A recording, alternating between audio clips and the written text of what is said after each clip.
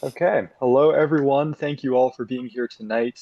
We are Global Visionaries. We are super excited to be talking with you all tonight about this program and to share a little bit more about what we do. Um, to start with a little bit of housekeeping, um, we are happy to answer questions throughout this presentation. There'll be a couple of spots where we stop for question and answer, and you're more than welcome to unmute yourselves or write questions in the chat. Or while we're going through the presentation, you can also write into the chat and ask us questions.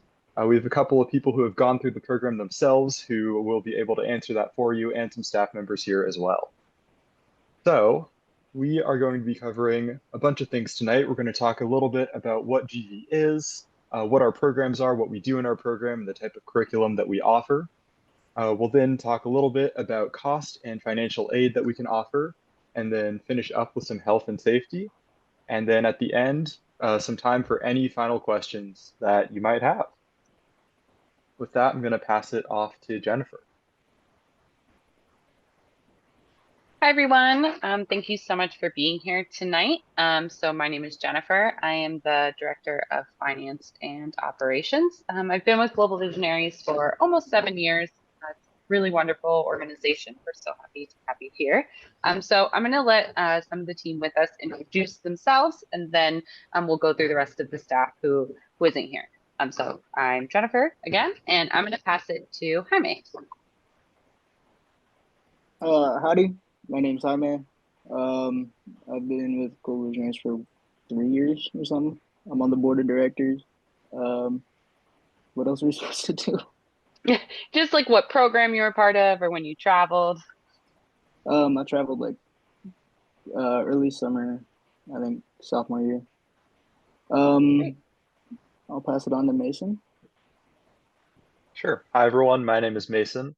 I'm a program assistant for Global Visionaries. This is my 7th year with the program. I joined back in 2018 as a first year participant when I was in high school.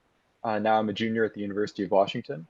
So I'm super excited to be here and to share more about my experiences with this program, both as a participant and as an employee. And I'll pass it off to Sophie. Hello, my name's Sophie. This will also be my 3rd year with Global Visionaries. I joined in my sophomore year as a first year participant, and I liked it so much that I went back to be a junior leader. And then I liked it so much again that this year I am joining the youth board of directors, and I'm super excited to talk to you guys about this program. And I will pass it to Shalina. Hello, everyone. Thank you so much. I'm so excited to see you all here. My name is Shalina Akins. I use she, her pronouns. I've been with Global Visionaries for a very exciting and thrilling 10 days. It's been very amazing. It's been so incredible to be able to go into the high schools and see the excitement, and especially to get to work with the students that have gone through the program before. It is a very humbling and inspiring experience, and I'm very excited to be here. And is Hazel here? Perfect. I'll turn it over to Hazel. Awesome, thanks. I'm Hazel. I went through the program last summer on the early summer cohort, and I really loved working with Global Visionaries and being a part of it. I really love the mission of the program itself, and I didn't want to stop being a part of GV, so I applied to return this year as a JL, a junior leader. Awesome. And I think Leo is next. Yeah, hi, my name's Leo. I go by he, him pronouns. This is my 2nd year part of Global Visionary. This year I'll be a junior leader. I loved going to Guatemala, kind of just discovering a new culture, for me at least. And it was really nice meeting the people there, and yeah. Great. Thank you all so much for sharing your stories with your connection to GV. We also have some other staff who couldn't be here this evening. We have a business administration intern, Isa, who was also a participant in the program a few years back. And then we have Carla, who is our program assistant. She was also a participant in the program and is now in college and works part-time with us. And then Aurelio Hernandez, who is our Guatemalan senior director. He's been with the program for think maybe 18 to 20 years working in Guatemala. So he's been there a really long time, running everything in country for us. And then we also have Mila, our executive director. She was a participant in the program in 2008 and 9, and then came back to be on the board of directors, and then also as a trip leader volunteered several times and is now the executive director of the program. So kind of, as you can see, a theme among the staff is that a lot of people go through the program, they're really inspired and they come back, and GV continues to be a part of a lot of lives. So also for other individuals involved in our program, we have immersion trip leaders who are volunteers. Our community is made up of lots of educators, healthcare workers, youth developers, alumni. So a lot of these individuals come back and they volunteer in the organization. They go as trip leaders who are kind of the adult chaperones who go to Guatemala with the students and with our staff. And then we also have volunteers that are board members, parents, and alumni and interns. Okay. So program facts. Global Visionaries was founded in 1997. We are a 501c3 nonprofit, fully registered since 2002. We also have, we are not religiously affiliated, and our organization, as shown, is comprised of 7 employees, interns, community volunteers, and lots of student participants. Our goal is to have at least 50% of program participants to be students of color and 50% of participants receiving financial aid. Diversity is really important in our program to make sure that we are reaching all of the areas of the community that we would like to, and able to expand our program in ways that benefit not only the experience of the students, but benefit our community as well. So next, we're going to have Jaime talk a little bit about the mission of Global Visionaries. Yeah, our mission is empowering young people to become global leaders in creating a just, sustainable future. Yeah. Yeah, so our mission for us, just wanted to go in deeper to, it's really important for us to give youth a voice where they're able to come out and have a lot of power in our program. So we have youth on our board of directors like Jaime, like Sophie. So having voices of youth at every level is important to us, and they're kind of leading the conversation and driving that. Mm-hmm. And Hazel, maybe if you could talk a little bit about how your experience was being led by the junior leaders on your immersion. Yeah, totally. So on my immersion, there were, I think, 6 junior leaders, and it was really nice to have those 6 people that had been through the program before and knew what to expect and could answer any questions that any participants had, but still were a little they had a leadership role, so they could also communicate with adults on more serious issues. And it was also nice that they were closer in age to us, so we could still, be friends, create connections, and all be one bonded community. And it was also just really nice to have the JLs there because they made things fun. They had a lot of great ideas for get to know you games, and it really just made the experience so much more enjoyable for everyone. Thank you.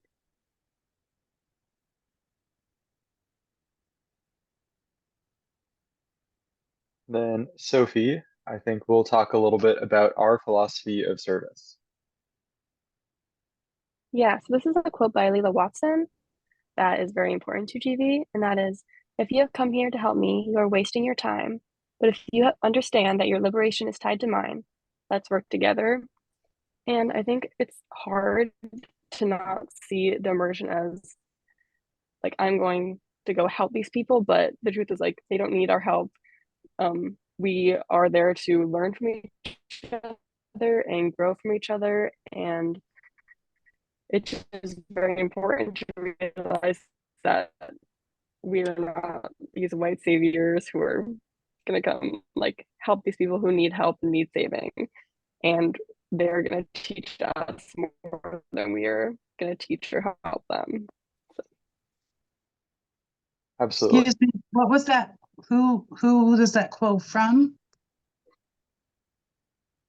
It's Leela Watson, and she's Thank you. a activist.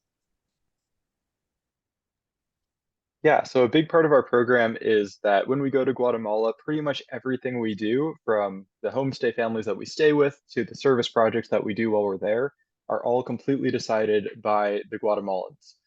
So we're not telling them what to do, they're telling us what to do. And we partner with organizations there too, especially when we're doing our service.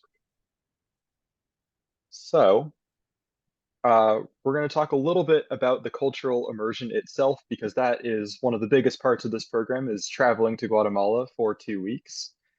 And we have one program that we offer with an additional add-on that you can sort of put on top of it. And for our cultural immersion program, there will be some identity, social, and environmental justice-based workshops that happen here in Seattle before anyone travels to Guatemala.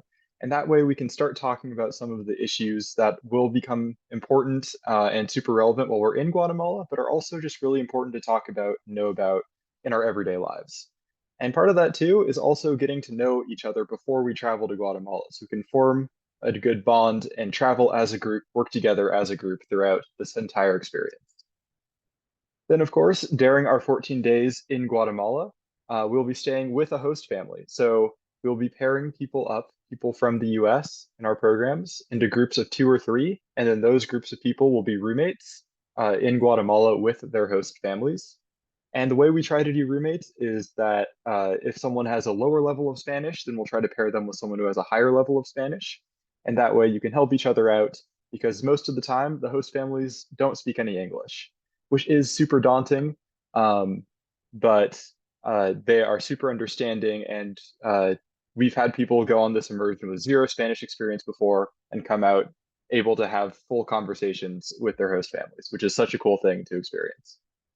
And also, to support you with that, we have some one-on-one Spanish lessons that you can take part in while you're there. So we give you 5 one-on-one Spanish lessons with a Spanish teacher, with a Guatemalan teacher. And from that, you get to learn a ton of Spanish and actually have really in-depth conversations that help you learn and grow in your Spanish speaking abilities.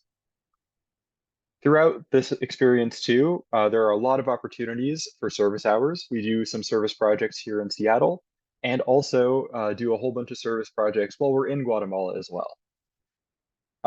In addition, while we're doing everything in Guatemala, we'll be working alongside the Chapines, which is a word for Guatemalans.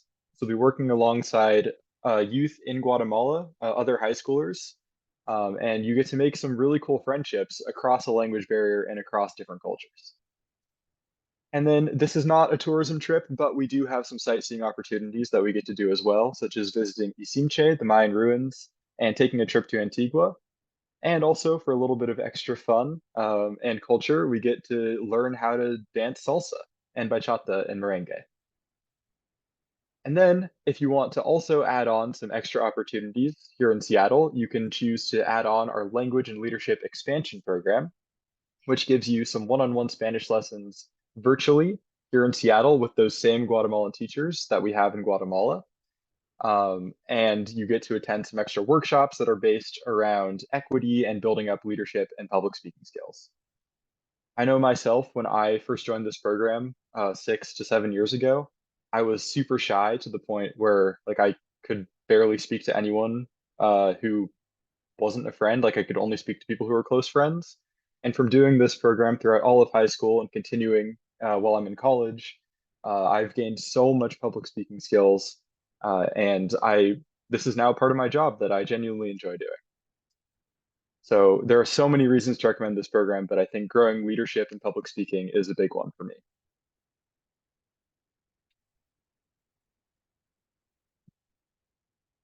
Over to you, Shalina.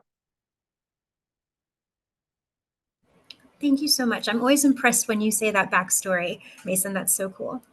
So we are a social justice theme-focused program, and so we do community service both in Seattle, and then when we get to Guatemala, this is where the leadership component really takes off. The participants who have gone the year before are responsible for leading work teams, and then those work teams go and they alternate between 3 of the 4 pictures that you see here. So 3 of the 4 service opportunities.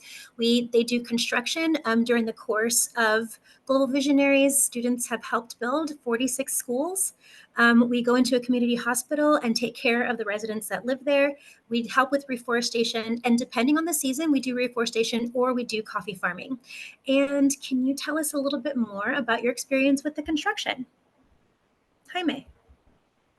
Yeah, totally. For me, construction was super fun. I think we were doing the flooring for a little school building. We had to like get all the concrete, mix it by hand with water. One of the super fun parts for me was school was still in session at this point. I think this was early summer. And so sometimes the kids would like come out for their recess or like lunch or whatever, and they'd come and like try to help us. And then sometimes we'd take our breaks and then we'd go like play soccer with them or something. So we got to like kind of, I don't know, like hang out with the kids a little bit, which I thought was really added a fun aspect to construction.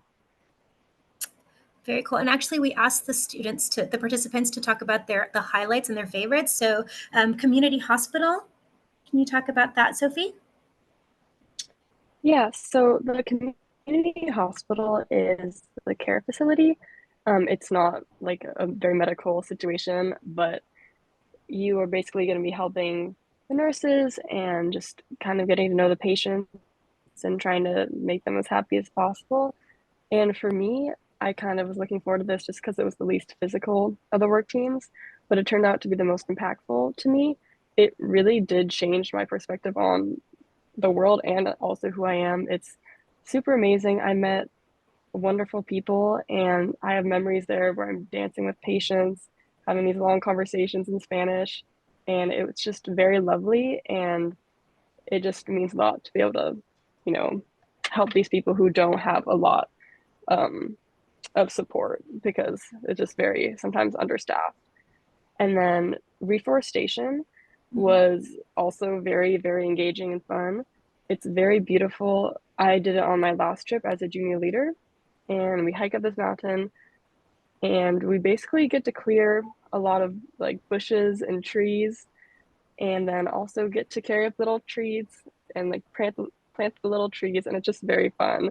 And I think a highlight from that was there was a lot of funky bugs, and so we'd all point out the bugs and hold them out to each other. So it was just a lot of fun. Very cool. Thank you. And then coffee farming, Leo? Yeah, of course. I think coffee farming is probably my favorite activity. It was a really cool truck ride up kind of on the side of this volcano at this really nice farmer Don Alberto's coffee farm. And it was kind of just an opportunity to kind of like relax in nature a little bit. And also it's really cool that we were able to do it with the Japanese because that was like the first time I was meeting them. So I was able to like kind of talk with them, share some similarities, kind of build a friendship that I'm still trying to maintain today. And yeah, it was just it was really cool, not too hard. It was kind of like a competition who could like collect the most. But yeah, I had a lot of fun. Very cool. Thank you so, so much. And I know Hazel, I don't know if you want to talk anything about your experiences. Which one was your favorite? Yeah, I can talk a little bit. So I really enjoyed both reforestation and the hospital, but I think kind of like what Sophie said, the hospital was the most impactful for me because you really got to know the residents at the hospital, and just you hope that you made their day a little bit better, a little bit brighter. And it was really interesting to see how like care facilities like that run and work. And it was really rewarding to help the nurses and just hopefully improve someone's day. Okay, so you alternate between the work teams throughout the 14 days that you're there, and so you'll get an opportunity to do each of the things that they talked about depending on the season. Okay, so those are the work teams.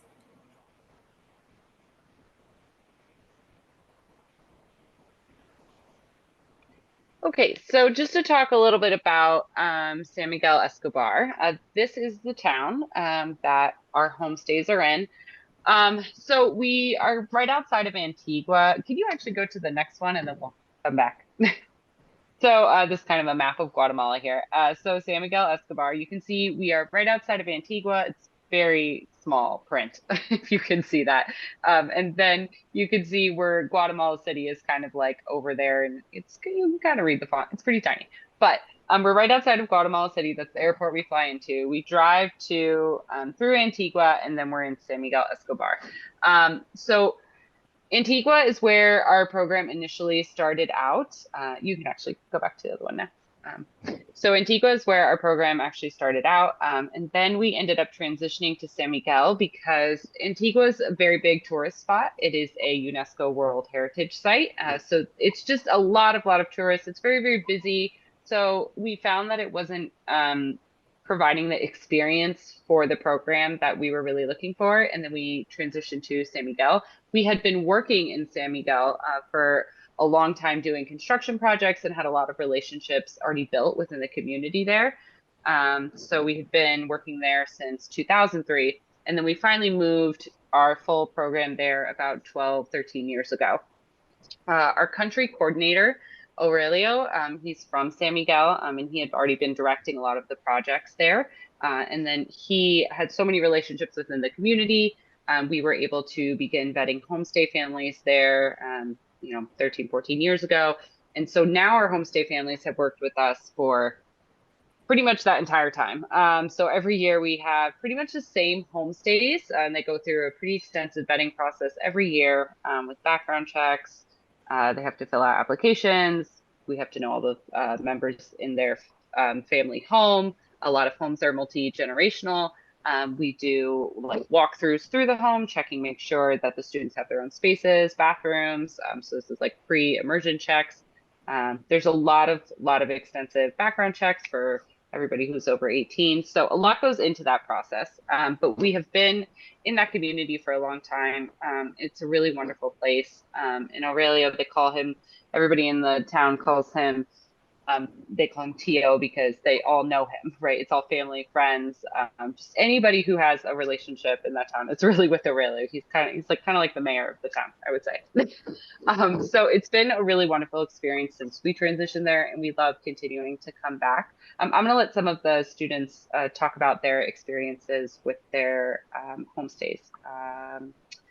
Jaime, do you want to go first? Oh, I just realized this camera's off. Maybe. Yeah, sorry. You're back. It's okay. Sorry. The homestays were really fun.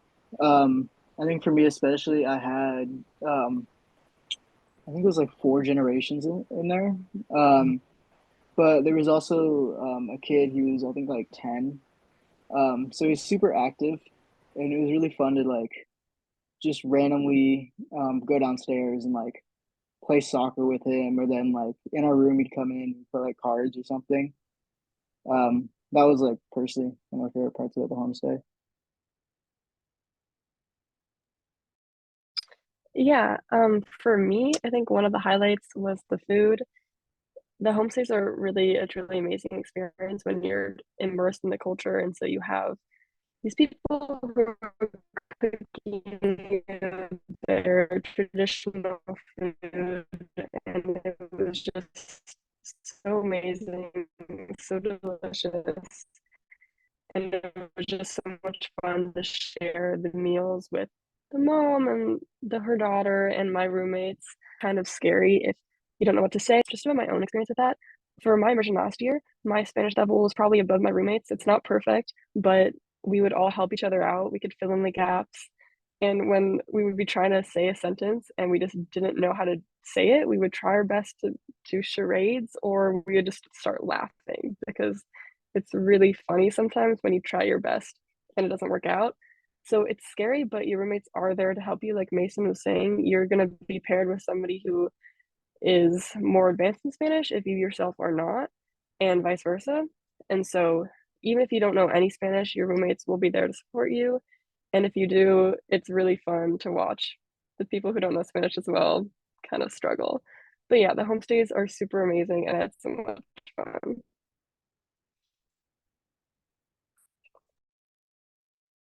Does anyone else want to share their experiences? Yeah, sure, I can. Um, I love my homestay, to be honest. It was probably some of the best food I've ever had, just because I could see how much my homestay put into the meals. Almost like too much. Like I didn't feel like I deserved all that. But I mean, the house I loved a lot. Like, to be honest, I like it better than my house. There's like a terrace up top. I could just hang out there, with my friends, like at night and just take in like the whole landscape and where I was, like that was like a shock to me. Like a few days before I was like in Seattle in a school, and then now I'm looking out and there's like two volcanoes. I can look out like the whole town. It was really cool. And everyone is so welcoming, too. Like I just have conversations about soccer and stuff like that. Even watched a Guatemalan soccer game with the dad one time. He explained to me a little bit about the league and everything. So yeah, it was a lot of fun. Great, thank you so much. Okay, any other things you want to, Mason, you'd add about San Miguel from your experience too? Yeah, it's a really awesome little town to stay in. I've traveled to Guatemala with GV 4 times now, stayed with 4 separate host families, and all of them have been just so amazing and welcoming. And it's truly been a life-changing experience for me.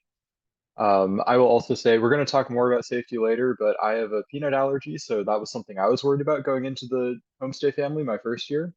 But the homestay families are made aware of any allergies, dietary restrictions, stuff like that, well ahead of time. And I didn't even have to worry about it at all. So, you know, I still had a conversation with them when I first got there about like, hey, I'm allergic to peanuts, but they already knew that. And again, was not an issue. So just another thing, if any of you were wondering about that. All right. Shalina, I think back to you. I think Yes, you're on thank you. mute. Thank you. I was very animated. So to sum up that first part of it, the program, the cultural immersion program, is kind of in 2 tiers. The first one is they both offer these sort of the similar checklists. So you get 2 weeks in Guatemala for the cultural immersion, 15 hours of one-on-one Spanish lessons with a Guatemalan teacher. 32 hours plus of community service, which helps get you to that 60 you need to graduate. 3-day leadership development and social justice workshops to help leadership help you get to that confidence, be able to do public speaking, be able to lead, and find your voice. Then, of course, meals, transportation, and lodging are all taken care of in Guatemala. We have structured fundraising support, which we'll tell you about a little bit later. And then for the immersion program, you also have the ability to apply college credits, so to both. Then for the leadership expansion, things change a little bit. You get 18 hours of additional one-on-one Spanish lessons. And this is really neat because you can do them via Zoom with a Guatemalan instructor. And then that person will likely be your teacher when you get to Guatemala. So you'll have a familiar face to welcome you when you get there. And then there's additional youth-led social justice workshops, and then an additional leadership development workshop. And then we want to be able to get you to that, closer to that 60-hour mark. So we get up to 54 with the program alone. And then today, somebody just signed off after having done 78 hours with us. So way beyond the limit. You have opportunities to continue to volunteer and do service with us. So that's just a little bit about what the program offers and what some of the benefits are. And again, we'll talk about what the fundraising model support looks like. I also just want to add on real quick about the college credits. In order to apply for college credits, if you're interested in that, you do have to be a junior or a senior this year. And I believe it's a couple of humanities credits through Seattle Central Community College. So you do have to do a little bit of extra work, like I think keeping a journal and maybe something else, just so that you all are aware of those requirements. Yes. And for me, one of the biggest benefits, so when I go in to do the classroom presentations, I always ask the students if they know of an adult that has ever said the sentence, "Oh, I used to take Spanish in high school, but I don't remember any of it." And so we want to make sure that that doesn't happen to them, right? So they have this opportunity to have this relationship with people in Guatemala with Spanish speakers from now all the way until way past when they stop taking those Spanish lessons, so that they don't lose all the hours that they've poured into. So to me, that's one of the biggest benefits. And also, again, connecting those kids to their confidence is also, for me, one of the biggest benefits. Yeah. All right. Thank you, Shalina. Mhm. So this year, we are offering 3 separate times to travel to Guatemala. The first one is in the spring. This will happen over the first week of the Seattle Public Schools spring break, and then 1 week afterwards.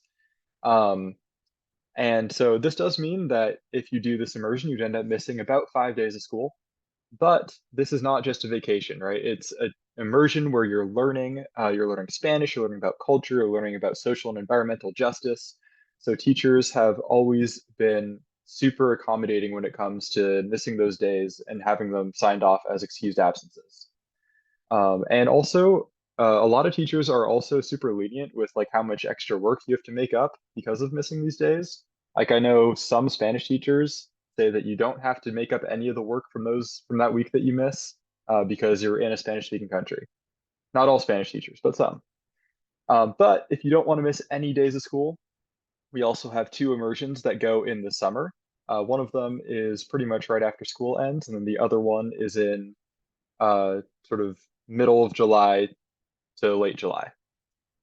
So yeah, those summer ones are no school is missed completely during the summer. And if you were to do the summer immersion, this is kind of just a timeline of what the year might look like. So we have applications due at the end of October. We'll show the exact date for that later. We have 1 orientation meeting in November. And then after that, you'll begin fundraising and have the opportunity to fundraise for the rest of the year up until you travel. In between being accepted and the immersion, you'll have 2 workshops here in Seattle. The dates of those might look slightly different depending on which cohort you end up in. And then we'll have 1 more pre-departure meeting right before departing to Guatemala, where we go over all of the necessary information one last time, packing list, safety again, all of that stuff. And then you'll spend 2 weeks in Guatemala and come back. And a couple weeks later, we have 1 final reentry reunion where you get together with everyone who you traveled with, share some stories, and have a potluck. And actually, do any of the past participants here want to talk a little bit about that reentry reunion? I can talk about it. So I had mine, 2 months ago in August, and it was really nice to be able to see everyone again and talk through like what we felt after returning from Guatemala because, it's different coming home and being like, oh wait, nothing really changed here, but I went through this whole experience in another country. So it was really nice just to see everyone and know like, oh yeah, they're all feeling the same way. It's not just me. And it was also nice because we all brought food and we got to share and catch up and just, you know, reconnect again after a month apart. Awesome. Thank you. And then the final thing is after the reentry reunion, you have the opportunity to apply to our advanced leadership program, which is what all of our past participants here tonight have done. So they will be some of the people who will be leading this immersion this year, and for this group of students, which is super exciting. And then if you were to do the spring immersion instead, this timeline would look pretty similar, except the meetings later in the year would be shifted back to April instead. So really, we hope that up until the immersion, there's not too much of a time commitment, just a couple of meetings before you travel. And next, we are going to watch a short video about a little bit more about this organization from the words of some of our past participants, board members, staff, all of that. So here we go.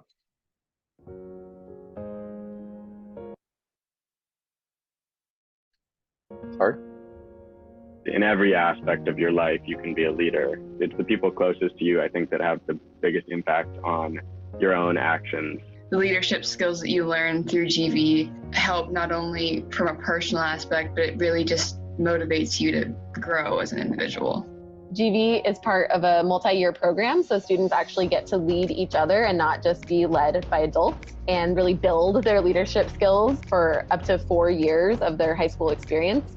What GV does really well is it provides youth leaders with the skills and experiences to become more inclusive and empathetic leaders. Those skills that we admire in others, those are the types of experiences that they get every time they're involved in GV. Having been involved in the program as a high school student for almost my entire high school career, it's amazing to now have the opportunity to really put into practice the ideas, the thoughts, the perspectives that I developed while a student. My experience in the first year program really helped me to be able to speak publicly and in front of groups. It felt a lot easier for me to contribute to discussions because it was pretty much just a discussion between me and people that were my age. All the curriculum is delivered by former participants of the first year program. They are part of the advanced leadership program. The advanced leadership program was an opportunity for me to be able to find my own words and my own way to articulate and have these conversations around social justice concepts and around like the current political and social climate of the world. The Pro Justice Group gets the opportunity to teach the first year participants about social justice. And so when I was a first year, they came in and were taught by our peers, which I think is really helpful because it doesn't feel like someone's talking down to you because they've kind of gone through the same thing. For the first hour of a pro-justice meeting, we might have a conversation around classism or capitalism, US imperialism, the chart of oppression, conversations about solidarity, about allyship. Picking apart those concepts and fully unpacking them in a space that felt safe and inviting for people, and with staff and students that felt like they really wanted to be there and they were there to support you through that learning process is something that's really powerful and I think is pretty unique to Global Visionaries. Coming back from Guatemala and continuing through ALP and continuing GV through the leadership skills and other skills that I gained, I have been more willing to stand up for myself, stand up for things that I believe in, and I've been motivated to be more involved in my community. Even if you're not particularly interested in social justice or you're not interested in the travel component of the program, even if that's not your primary objective and wanting to join, I'd say join so that you can better understand the world that you live in and you can better understand yourself as a member of that world.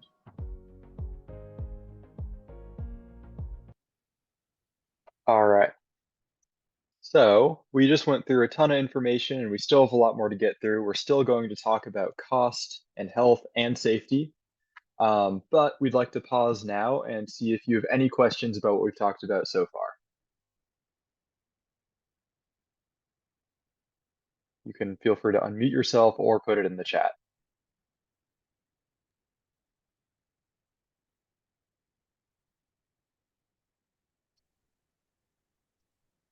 See a question. Can you explain about fundraising? Yes. Nope. So we're going to be, so the topics that are coming up next are going to be health and safety, right? And then we're also going to talk about fundraising and financial aid. So those are like kind of the next group, and then also the deadlines and things like that for applying. So any questions about probably like program or curriculum or anything that's like we kind of just went over. And then the other things we'll have time for questions as we go through those too. I just want. Sorry. Go ahead. Oh, I was just going to say, could you just clarify the service hours? I heard 32 hours and then I heard the number 54. So was that just by adding that one-on-one? Yeah. Oh, okay. So yeah. Go ahead, Mason. Okay. Yeah, so for doing the cultural immersion program itself, here I'll go back to the slide. You get 32 hours just for doing that cultural immersion program by itself. If you add on our language and leadership expansion program, there's an opportunity to get an additional 12 to 24 service hours. So in total, I think that's actually 56. But if you just do the cultural immersion, then it's 32. Does that answer the question? Awesome. And then Yeah, I have a question. Will you have like a typical day of spending a day there? Like what would the kids do, the teen do there? What would be a typical day? great, yeah. I'm gonna toss that over to one of our ALP people. Yeah, I'd love to talk about that. Oh. Are you? You can do one, I'll do one. Okay.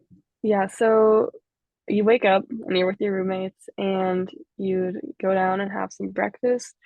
That was always really fun, and then we'd always hurry to get ready because we like to sleep in, and so you'd be putting on whatever work clothes would be suitable for whatever work you're doing. So, for example, if I was doing construction, I'd eat, put on my construction wear, and then we'd all walk throughout the town, and you kind of all walk together in a group, picking up other people in your work team from the homestays, and we all meet in the town square. And so once everybody's there, we're going to load up into big buses where we'd head off to the construction site, and we're there for a few hours. We have snack, it's fun, and then you get siesta time, so you're exhausted, you get to go home and take a nap or read or whatever you want to do. And you also get to have lunch at your homestay, so you go home and like just kind of chill out for a bit, and when everybody picks you back up.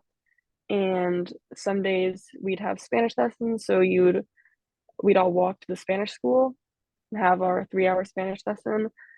And then after that, after Spanish lessons are done, we get salsa lessons. And so just for a few hours we get a dance, and then it's kind of late and you go back to your homestay and you eat dinner, and then at that point you're pretty exhausted, so you kind of pass out behind there. Yeah, it's pretty much that. You wake up, you put on whatever you're wearing for that day. You eat breakfast with your family. They come around and collect you. You go to like the center. You either go on a bus or on the work trucks if you're doing like coffee farming, I think. And then you'll like go to your site. You'll do the work for the day. You'll go back, siesta, eat lunch. Then you'll go do Spanish lessons, and then I can't remember if there's something after that. Then you go back, dinner, and after dinner, I don't know. I can't remember. It's been a while. But yeah, it's pretty busy. You don't have a lot of like rest time. Thank you. So would the assignments change day by day, or you are assigned to do, for example, constructions and you do it for the 2 weeks, or how do you alternate? Do you alternate or not? Just wondering. Yeah, you do. I think it's every 2 days you get another one, from what I remember. Yeah, so because we're doing 3 work teams, the entire cohort will be split up into 3 smaller groups, which are the work teams. And then, so one work team will be at construction, one work team will be at hospital, and then one will be at either reforestation or coffee farming. And then every 2 days you rotate between those work teams, so everyone gets to try all of them. Thank you.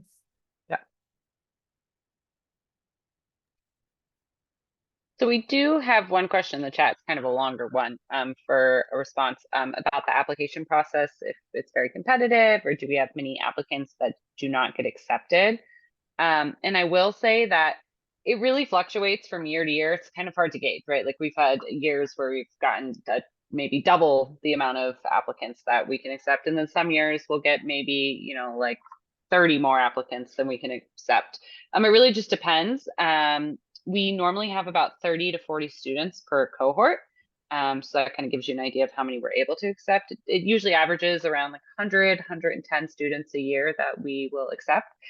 So we don't tend to say really no to anybody. What we do is we have a wait list.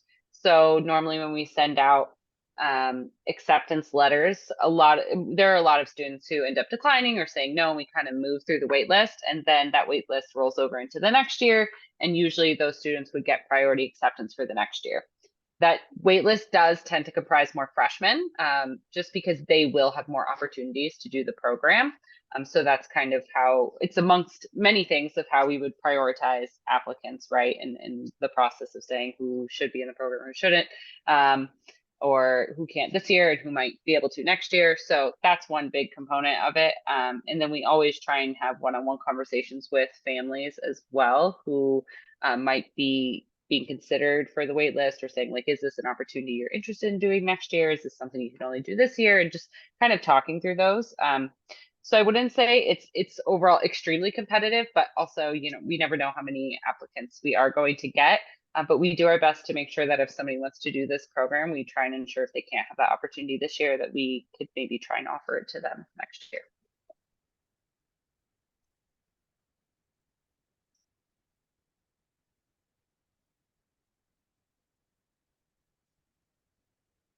Okay, so do we want to take a minute to take a 5-minute, take a 5-minute break, really quick before we jump into safety.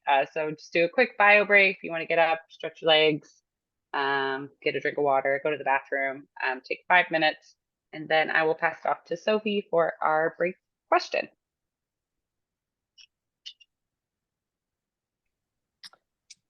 Yeah, so just to think about an answer to this question during your break, just to kind of get to know each other a little bit more. We're going to ask a question. You can respond in the chat, which is, what is one place you've traveled, near or far, and what did you learn from that place? This can be somewhere in Seattle or anywhere else you've traveled. So just put the responses in the chat. Thank you.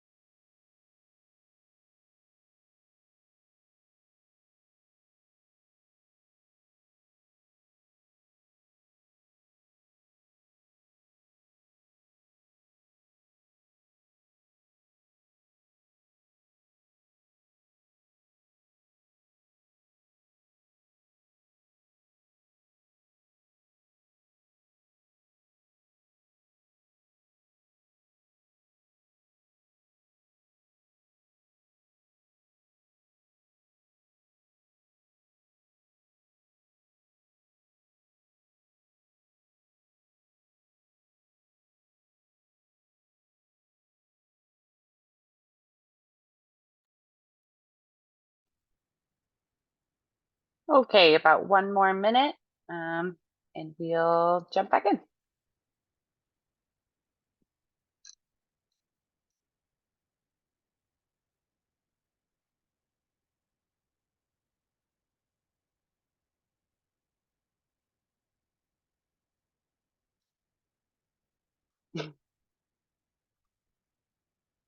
I love that there's a lot of tea in London in the chat.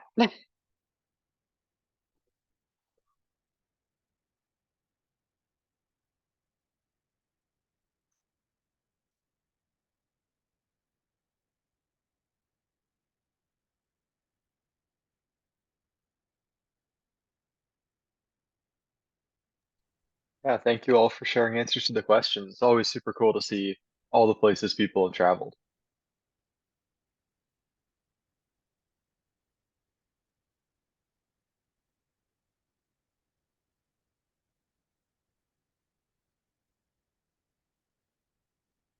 Okay, so I think we're ready to jump back in. So now we're going to go over safety. So safety is obviously one of the biggest conversations we have. Obviously, we're traveling with young people who are, your children, and so it's really important to know how much we value safety and how seriously we take safety. So safety is our #1 priority. Students are with GB adults or homestay parents 100% of the time. There's no point in time where students are alone, that they're not under supervision, that we're not having areas where they're not being supervised by an adult chaperone or a homestay. As I said earlier, our homestay families have been working with us for over 10 years. We have long-term relationships with them. They know our program. So they have itineraries, they have orientations that occur, they go through screening processes. Like they know our program in and out, and they know the rules. So a student can't say, oh, I'm going to go out for a GB event and the homestay is going to let them out. They have an itinerary. They know, they have our phone numbers. They'll call us. They know when the students are supposed to be coming in and out. They know the safety rules as well. We have a 6-to-1 student to adult ratio, which actually gets even smaller when we're in Guatemala because all of our Guatemalan staff is added on. So we actually have more adults to youth than that. Or well, I guess less students to adults, if you want to put it that way as well. So we end up having a lot more coverage than even just when we're traveling down with our staff from Seattle and our immersion trip leaders. Some other things that we take, just some general precautions, is that we enroll with the State Department Smart Traveler Enrollment Program. So it's called STEP. And so when we enroll everyone who's traveling, that also sends out alerts for anything that's happening. This State Department knows that you are now in this country, how long you're traveling for. They have the address of where, usually the GB office in Guatemala is like a centralized address for everybody. They have the phone numbers of the contacts who to reach in Guatemala and the US. So all of that's there if any kind of event were to happen. We are accompanied by Guatemalan tourist police when we travel. Because Antigua is such a touristy area, they have tourist police there to protect the tourists, guide them places, things like that. The tourists bring a lot of money to that area of Guatemala. So it's very beneficial for them to have the police department there to help tourists feel safe and protected. So we hire them and they accompany us when we're going to different work sites, when we're on our way from the airport. So they're always around as well. We don't have anyone leaving the homestay or group to go and do one-off things. That's just not a thing. That doesn't happen. We also don't allow exclusive or romantic relationships. That's just kind of one of our staple rules. And that's one of the ways to possibly get sent home if something's undisclosed or we find out something like that were to be happening between our participants. So we have actually a couple of ways that participants could get sent home. Some kind of like these are hard boundaries that can't be crossed. So one of them would be attempting to use, pursue illegal drugs, alcohol, or tobacco. That is definitely not allowed in the trip by any of our students. And so that is a one-way ticket home. Leaving the homestayer group without informing somebody, without granting permission. And we do this thing where we kind of have people partner in threes as well. So we're kind of making sure it's like, it's what is the I'm my brother's keeper, right? So we want to have everybody looking out for each other. We're a unit when we're there. So we always have people going in groups to do things. So it's important that also you're watching out for what the kind of like the mindset that we try and keep. So leaving the group anytime without permission of a GV leader, any kind of racist, sexist, homophobic remarks to anyone in the group, just anything that is going to really upset and hurt the group dynamic or is really offensive to somebody else, those are ways to be sent home as well. And then knowledge of a fellow GV participant engaging in any of these actions and then not telling us, right? So we're really strict on these items for us. Those are kind of the hard boundaries.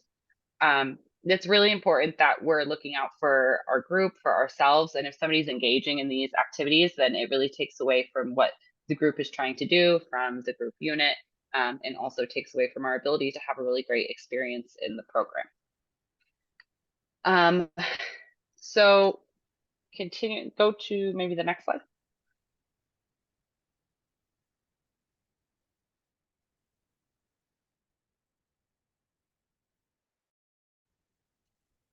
Okay, maybe I can share my screen really quick. I think we lost Mason. So sorry about that. Looks like my Wi-Fi went out for a second there. Hopefully that doesn't happen again, but I can share my screen again. Okay, I continued the recording. Okay, awesome. One Yes. extra thing to add on is that in the 20+ years that GV has been an organization, we've only sent home, I think, around 5 people. So it's very rare that this happens, and you know, as long as people use like common sense, then we're not going to send people home. Yeah, it's not something that we've done a lot. We have had some students, like we had one student who left the homestay without permission. So that was a student who was their parents were informed and they were sent home. So that's like a big one that we had happen. But normally students are, you know, pretty good. They take care of each other. It's not something that's really a common event. So talking more about as well for our homestay family vetting and onboarding. So we have really deep long-term relationships with our community, with the homestays and our staff in Guatemala. And so it's important for us that our homestays are vetted and they're a part of that community. So they go through an application process. They have to have references within the community. So that might be a leader in the community, a fellow neighbor, and then usually maybe an employer or somebody who is like well known within the community that can express, you know, what they know about this individual. So those, we try and get some references, at least 2 to 3 from the community if somebody is applying to be a new homestay. We do an interview and we do a home visit. So in the home visit, we're looking to make sure, you know, that the home is clean, it's well maintained, that it's sanitary, that there's that extra area for the students, whether that be a bedroom. Some of the students have their own bathroom and bedroom. Sometimes it is a shared bathroom. It really depends on the home. We try and consider those factors when we're placing the amount of students in the home. Usually it's 2 to 3 students per homestay. Sometimes they might have their own room. Sometimes they might have a shared room. That really just kind of depends on the homestay and the environment.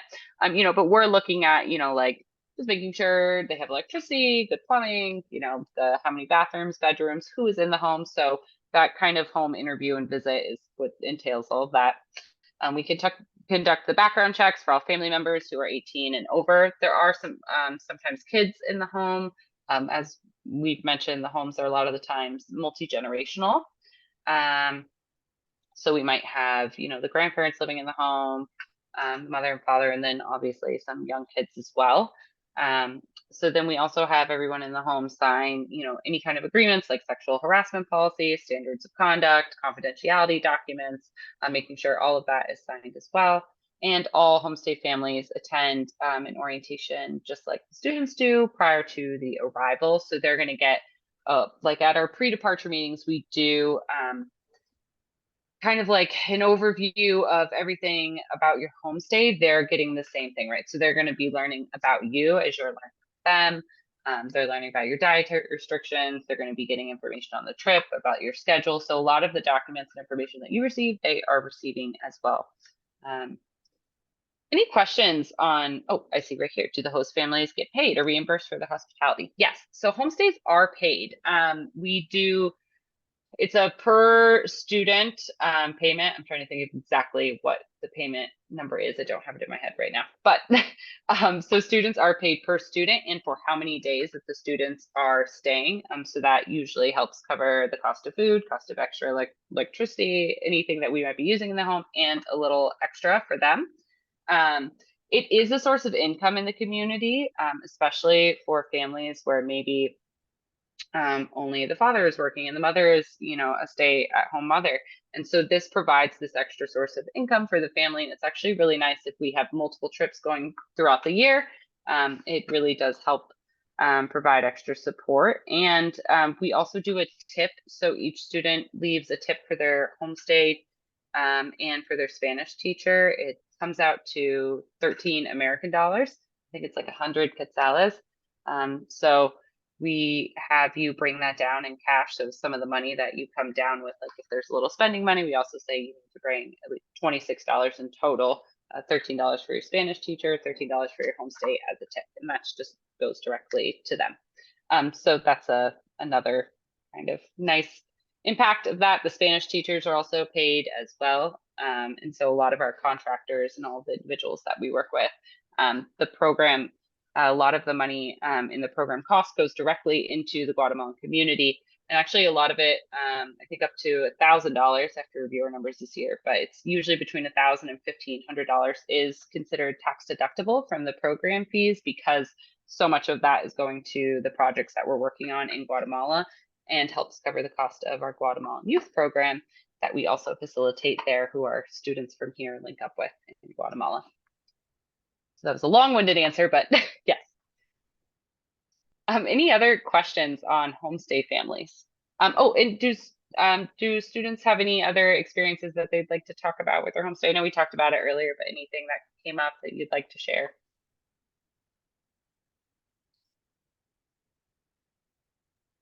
Oh, you can go, it's fine. Don't drink the water. That's how I got sick. Yes, so that actually is a really good segue into the next part as we talk about health and safety. If you want to go into the next one. Okay, go to the next one, and then we'll come back to this. Okay, so just quickly, as Jaime was saying, so there are a lot of things we have to do around safety, just kind of like prevention and kind of protection. And so like water is one of them. Mason, I'll let you take over from here. Sure. Yeah. So for water, yeah, the water in Guatemala, at least where we stay, has bacteria that that our bodies as people from the US are not used to. So while you're there, you might see the Guatemalans drinking that water, but we cannot drink the water. It will basically just make you sick. You'll probably have diarrhea, maybe throw up, but nothing like super dangerous. So what we do to counteract that is every homestay at all times has at least two 5-gallon jugs of purified water that you can drink, and that is completely safe. And the homestay families use that for cooking. You have a jug of water in your room so that you can use it for drinking water. And then sometimes you might have even a third jug of water depending on the family. And then anytime that those jugs run out, you just bring them to the spot where we do Spanish lessons, and we meet up a lot of the time, and you can get new jugs of water. And we also bring those with us to work sites and pretty much anywhere that we go within Guatemala, so that there's always access to clean, purified water. Before we get into the other health issues, I'm going to talk really quickly about COVID and our COVID protocols. So this year we are still requiring that everyone, including trip leaders, staff members, homestay families, Spanish teachers, and participants, are required to be fully vaccinated against COVID-19. And we don't want to spread COVID to the homestay families. We don't want to spread COVID amongst ourselves while we're there. So we also require that everyone takes a COVID rapid test 24 hours before travel, and then report to us if that test was negative or positive. If it's positive, we can sometimes find ways to find an extra flight to get you there a couple days late, so that you can still travel, but you just miss the first couple of days because we don't want to make you travel while you have COVID. We also require everyone to bring at least 2 rapid tests, and our staff will also have more rapid tests, and we're also able to buy additional tests if we need them while we're in Guatemala. And that's just to make sure that everyone is staying healthy and we're not spreading COVID again. And then sorry. No, go ahead. Okay. And then while we're traveling, while we're on the planes and in the airports, that is the only time when we fully require that people wear masks.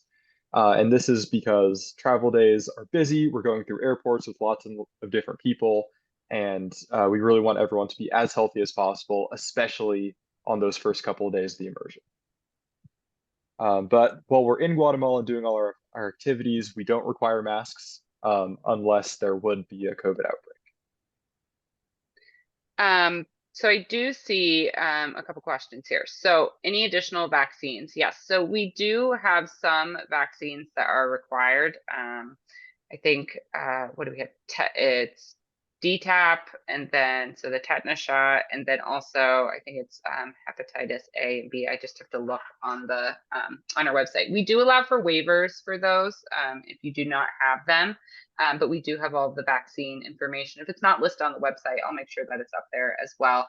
And then we do also, you can go to your doctor and just ask what they would recommend for traveling to Guatemala. They might recommend some other vaccines as well. So some people do like the malaria pills, or they might say, oh God, what's the other one? Typhoid.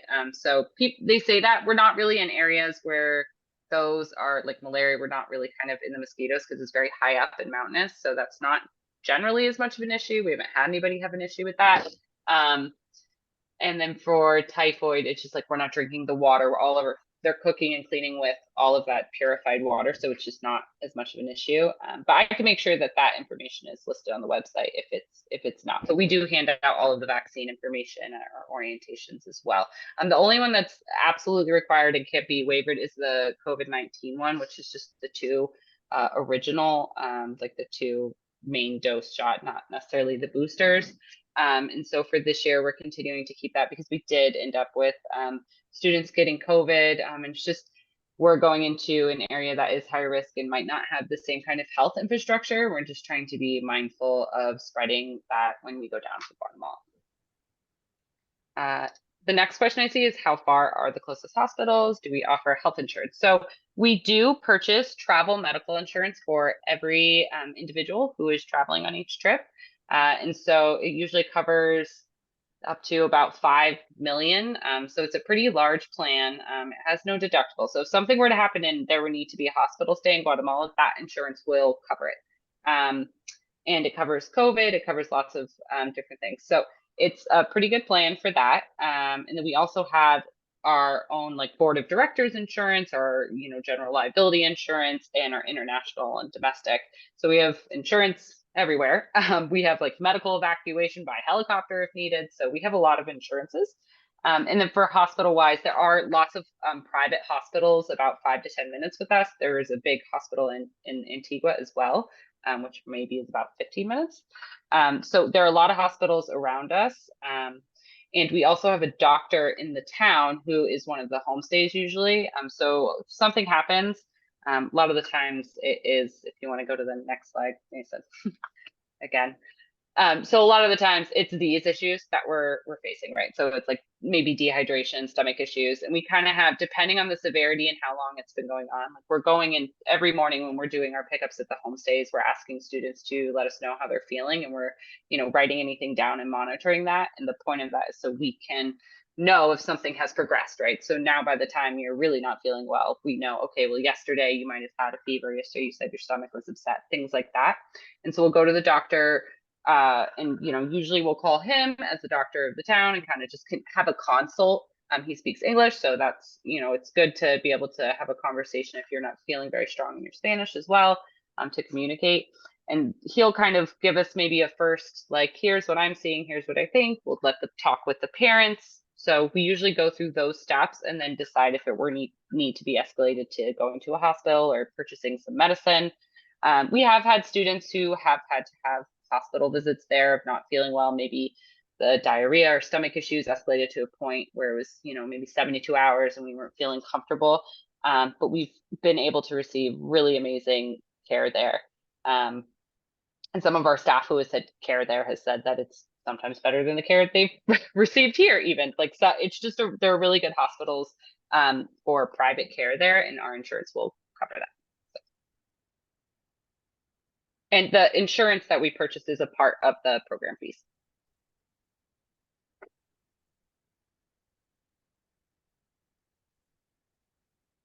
Okay, do you want to, do you want to jump back in for any of these other issues? Yeah, I think this is you, Shalina. Oh yeah, Shalina. Yes. So as was said, Jennifer was saying that we do go more into detail about the health issues when we do the orientation. But we did want to put this slide up so that folks could see that this is typically what we deal with, especially the stomach issues and the dehydration. And so we will go into far more detail if you decided that this is something that you want to move forward with. We will talk more in depth about health issues and prevention and responses and those kind of things during the orientation.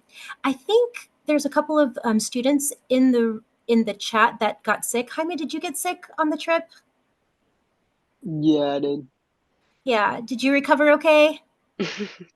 Yeah, I mean, it was kind of like at the tail end of the trip, but yeah, it wasn't like anything bad. Yeah, so we see mostly common things associated with traveling, differences in food and things like that. And then when that happens, we don't make them join the rest of the activities. We let them sort of sit it out, just like we would take really good care of them if they were here. We take really good care of them if they were there. So we will go more in depth with the common health issues during the orientation. Yes, so I see a question about prescription medication. So at the orientation, then as throughout the year, what we're doing is we collect some information that you fill out, like in your registration form, about any kind of like allergies, medication, anything that you would take, and then before we leave on the trip, we just check in with you on all of those items, anything that we should know about, any interactions, any medication that we should be informed of. And normally, if you feel, it can either be like, we can help your student take whatever medicine that is, or if the student is responsible enough and you feel comfortable, they are allowed to manage that. Normally, we just ask that we're informed, because we would just need to know if something were to happen, what medication they are taking, right? So we could inform a healthcare provider. I also saw the question about do parents get notified if students get sick? And I saw, Jennifer, you answered that. And yes, we do notify parents right away, but I think that's also a good segue into communication while we're in Guatemala. So something that can be a little bit surprising and daunting is that we don't allow participants to bring cell phones on this immersion. And that sounds really scary at first. I know I was really scared when I heard that. But every single trip leader has a phone with them, and we send out updates multiple times per day, both text updates and email updates to parents. And we allow students to talk to their parents if they get sick or if any problems like that are coming up. And also, I want to see if any of our past participants, what your experiences were like having no phone for the 2 weeks. Yeah, I was somebody who was really scared about that because I am on my phone a lot, but it actually was so much better without my phone. I felt so much happier, and it really lets you just like connect with people more and have better relationships. And when I came back home, I was annoyed with my phone. I didn't want to be on my phone or like be on it constantly on TikTok. So it was not a trouble at all, and it really actually kind of changed the way I view technology. Yeah, thank you. And we do also allow and have every student make one phone call home halfway through the trip. So you do get to talk to your students. Although we can't force them to call anyone. So it's up to you to determine before traveling who that student is going to call. because they get to choose during their phone call, who they call. Yeah, but we also have like our leaders have phones on us, so we used a texting app called Remind, and so that's usually the best way to get in contact with us. And so we send out texts throughout the trip and pictures like, hey, we pretty much send updates of whatever we're doing on travel days, like, oh, we boarded the plane, we're taking off, things like that. We've made it through security. And then we'll also do text like once we've landed, saying we've made it to our homestays. Then we'll send pictures throughout, and you can respond back to that. So it's not like a reply all; it's a one-on-one conversation, and you can respond back. And a lot of the times we'll get like, I'm not seeing any pictures of my student, and we'll send you a picture of your student. Or if there's some kind of emergency and you need to talk to your student, anything like that, we are available. We don't want anyone to feel really like cut off or scared or feeling like they need to speak to their parent or their student, and we can normally try and arrange something if there's an emergency or if something happens or if somebody's feeling sick. Any kind of a moment like that, communication, of course, is an option. But normally for the trip, the no phones thing is so that they're engaged and just active within the group and community. Okay, so now we're just gonna get into some financials and then go through application steps. I know we're getting a little bit short on time here. So financials, can I afford this?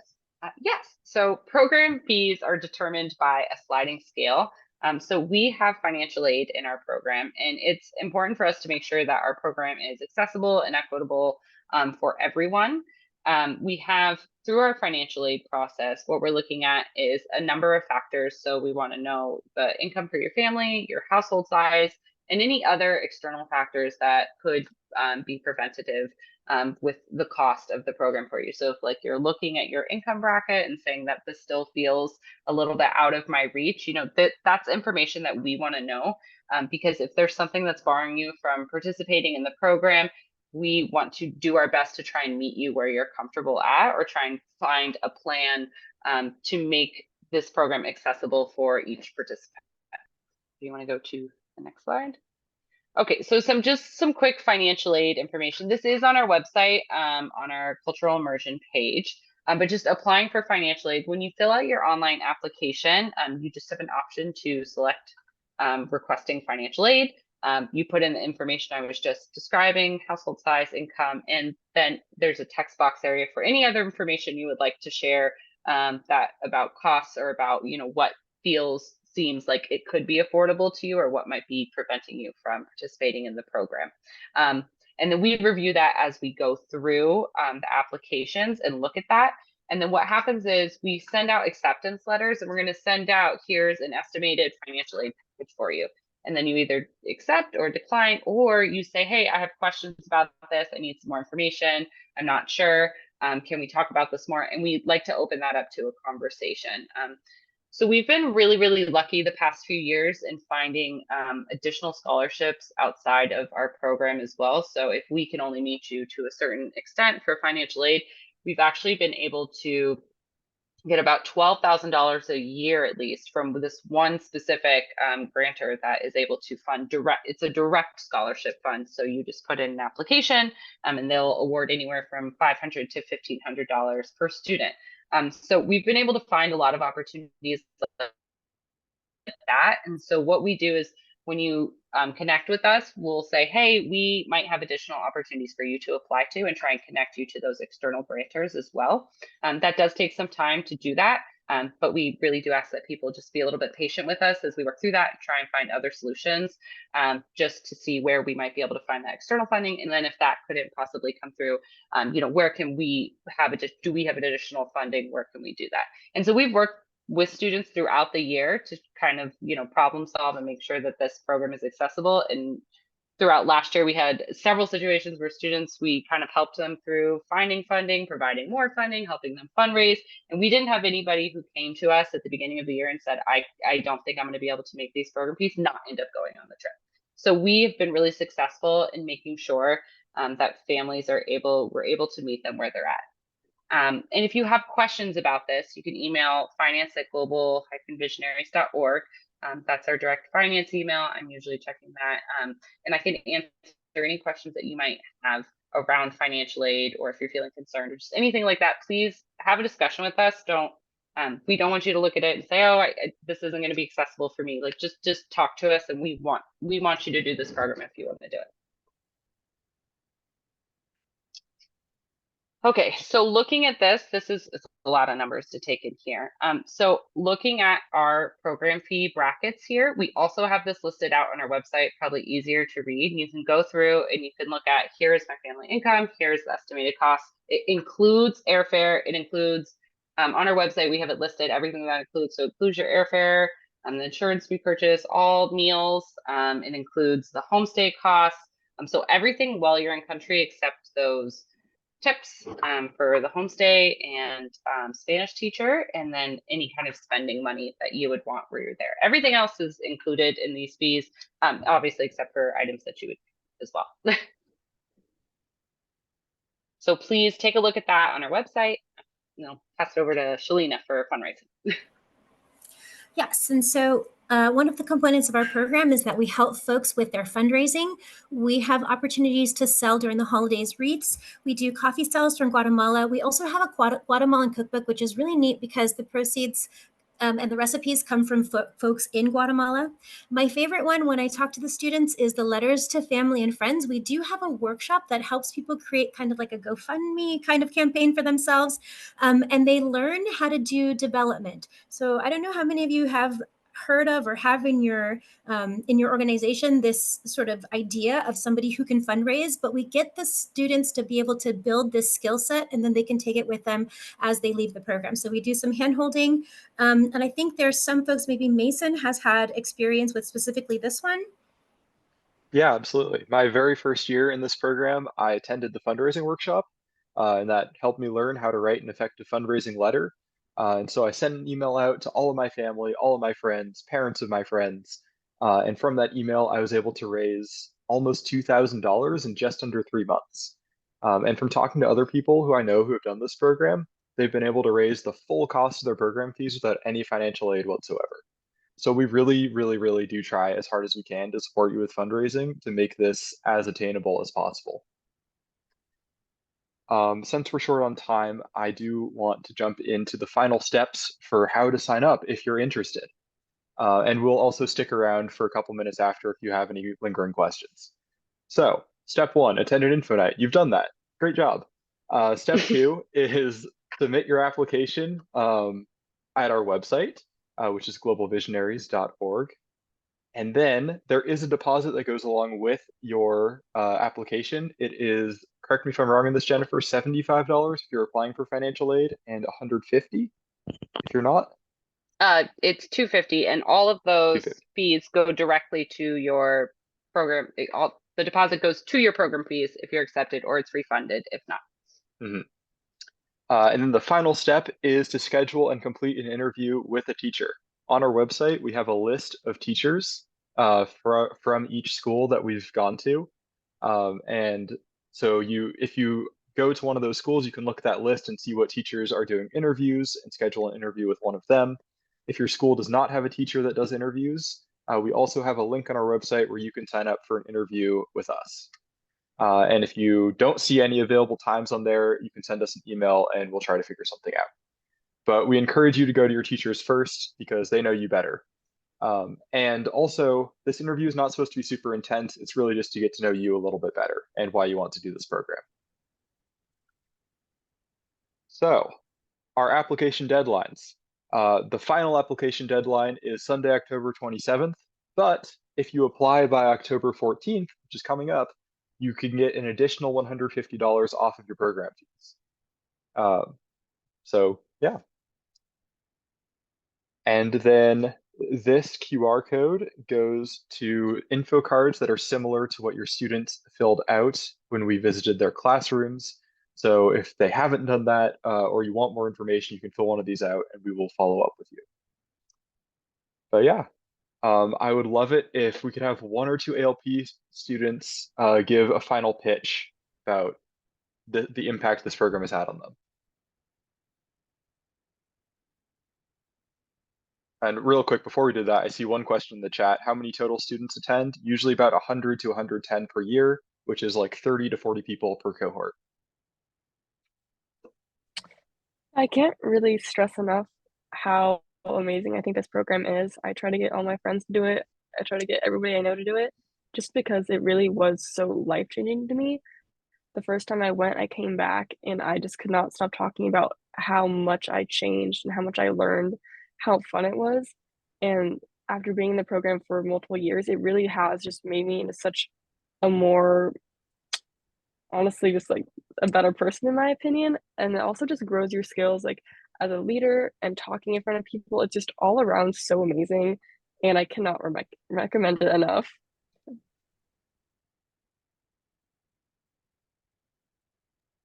I think that it's entirely accurate. I will say it also leads to like long lasting friendships. Like my roommate now goes to college in Vancouver, but we made plans to like hang out when he comes back in like 2 weeks. So you can still keep in contact with people. And I think you definitely should do it. It's definitely just an amazing program. You won't regret it. I'll say that.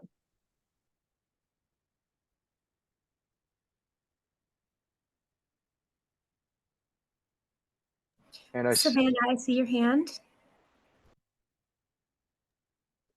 Yeah, I have a question. My son participated in this probably 4 years ago, and I'm wondering if you guys are going to do the same thing. Because the schools are all over the place, and I'm not sure if you're in the same building, but it was like in South Seattle somewhere, and we're way up north. If you were going to have something that would show us participants from different schools so we can work on carpools to and from. Yeah, I remember we've done that in the past. And so we've been able to connect parents. Usually one of the best ways we do that is at the orientation. We can just have people put like their hands up if they want to do a carpool, and we'll kind of get something together for everybody and get a list if they're willing to share that information. So yeah, that's great question. Thanks.